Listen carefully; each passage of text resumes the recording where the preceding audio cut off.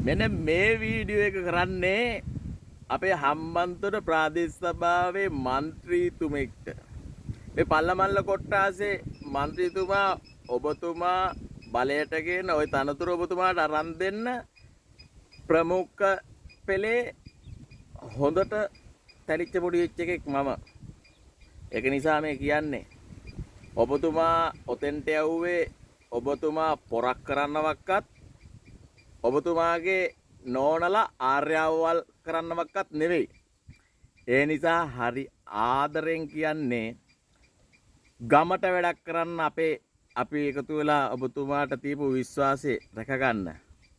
අර වැඩිය නෙමෙයි ජූල්ගමුව පන්සලේ දායක සභාව පිහිටවන්න දායක සභාව පිහිටවලා ඔබතුමා මූලික වෙලා මේ දාන වෙලක් දීලින්නකෝ මාසිකව හරි පුළුවන් විදියක ආදර්ශයක් වෙන්න.